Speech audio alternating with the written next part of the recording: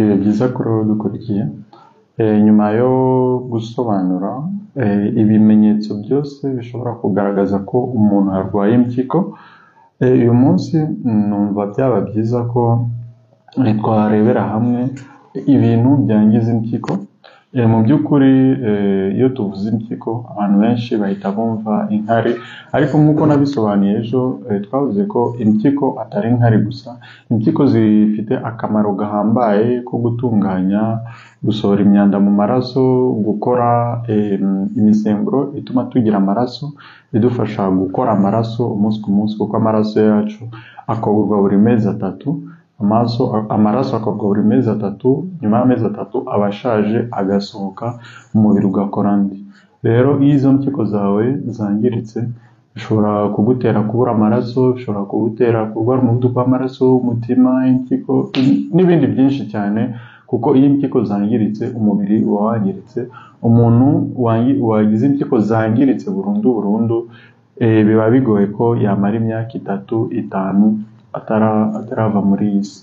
Niyo mpamvu ukwiye kwita kuri ibi bintu tugiye kureba, ukamenya ko ari ingirakamaro kubimenya, kubyirinda cyangwa kubikora, kuko hari ibyo ugomba kwirinda mu byo tugiye kuvuga ngaha, hari n'ibyo ugomba kwitaho cyane kugira ujye ubikora umunsi ku munsi. Njye nitwa Dr. Safari Bizimana nk'uko musanzwe mubizi. Ndakwibutsa gukanda kuri subscribe no kuri like. Subscribe, kanda kuri like ni ahantu hameze gutya, akande maze dukomeze. Icya mbere rero ukwiye kumenya ni ukutanywa amazi ahagije.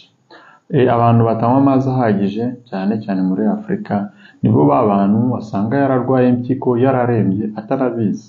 Ikindi twakwibutsa ni uko iyo urwaye impyiko utagira ikimenyetso, utaribwa kwa kundi abantu benshi babivuga ngo ari kuribwa mu mpyiko. Izo ntabwo ari impyiko uba urwaye, ahubwo uba urwaye imiyoboro y'inkari. Iyo urwaye impyiko rero za nyazo ntabwo uribwa, ni ibintu biza buhoro buhoro, none ukazasanga ufite bya bimenyetso twavuze muri ya video twashizeho ejo. Ushatse kumenya ibyo bimenyetso wajya kureba iyo video kugira nabyo bigufashe kwimenya.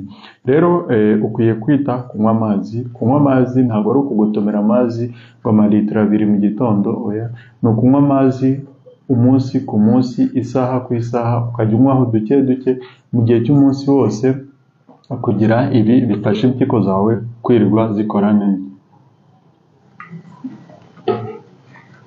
Icya kabiri ukwiye kumenya rero, usibye kunywa amazi, ni ukwirinda kurya umunyu mwinshi. Iyo abantu bavuze kurya umunyu mwinshi ahita abona wa munyu wongera mu byo kurya. Ibyo nabyo ni bibi, ariko icyo tuba tuvuga cyane cyane aha ngaha ni abantu bakunze kurya brochette, abantu bakunze kurya amafrite, abantu bakunze kurya bya biryo byose biba byakorewe mu nganda. Ibyo byose amasardine n'ibindi, ibyo byose biba birimo umunyu mwinshi cyane. Uyu munyu mwinshi cyane rero niwo ushobora gukomeza kurya umunsi ku munsi. Ibi ngibi bikaba byakwangiza impyiko zawe, ugasanga utangiye kugaragaza bya bimenyetso twavuze ejo. Ikindi dukwiye kumenya cya gatatu ni abantu bakunze gufata imiti igabanya ububabare. Aha ngaha cyane cyane turavuga ku bakobwa, abagore n'abantu bakuze.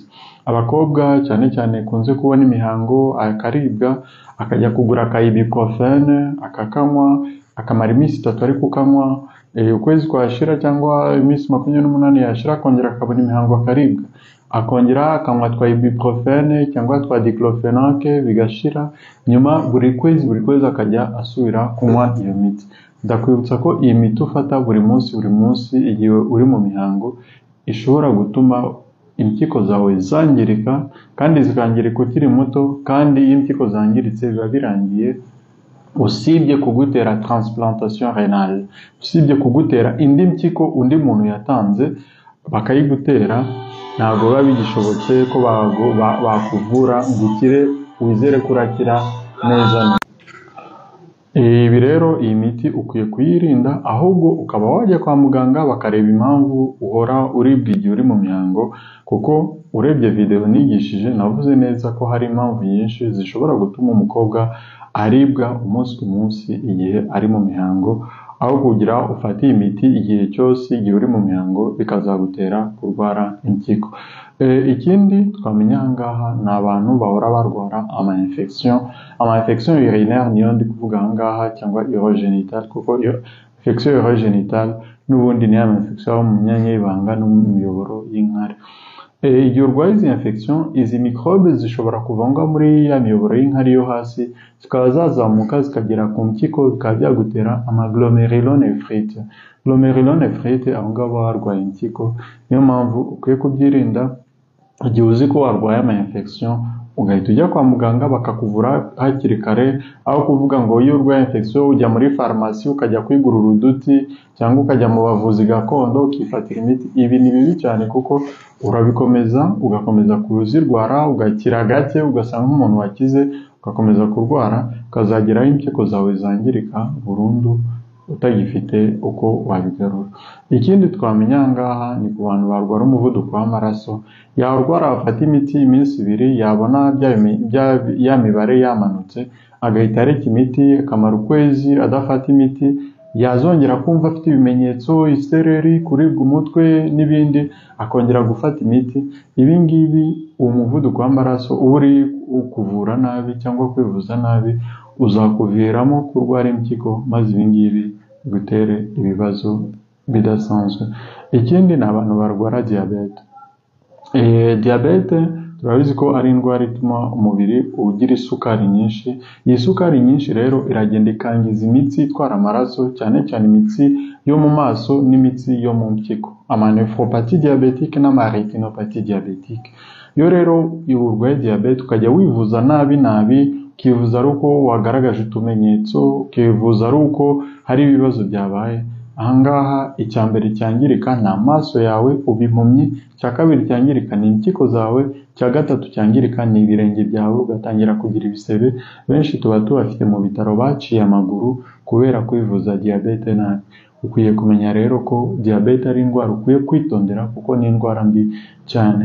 Ikindi ukwiye kumenya ni ukwirinda kunywa inzoga mu kavuyo. Inzoga zangiza impyiko cyane.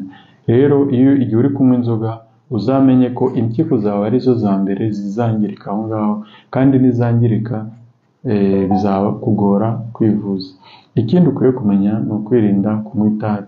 Itabi na nikotine ibamo nibyo bya mbere byangiza impyiko. Nimba unywa itabi uzamenye ko ikizangirika cya mbere ni impyiko, icya kabiri ni ibihaha, maze n'ibindi bikazakurikiraho, aho uzarwara za kanseri z'ibihaha, kanseri z'umwijima n'ibindi byose. Rero itabi si ibiryo, nta mpamvu yo kuryizirikaho, warivaho ubishoboye. Ikindi ni abantu bafite ibiro byinshi. Muri Afurika umukobwa cyangwa umuntu kuba afite ibiro byinshi yumva ari ishema, yumva ari byiza, ariko ibiro byinshi, kubyibuha ni ibintu bya mbere bikongera indwara, kongera risque yo gupfa vuba. Iri risque rero ku mpyiko bituma impyiko zikora cyane, zikoresha imbaraga z'umurengera. Waba ukuze rero bikaba byatuma ugeraho urwara impyiko. Akaba ariyo mpamvu ukwiye kwirinda ibi bintu nakubwiye, ariko ukita cyane kunywa amazi, kugabanya umunyu, kwirinda kunywa ya miti no kwirinda ibindi byose. Tukaba tubashimiye kuba mwadukurikiye, twongera kubibutsa gukanda kuri subscribe no kuri like. Nawe utaha. Bye bye.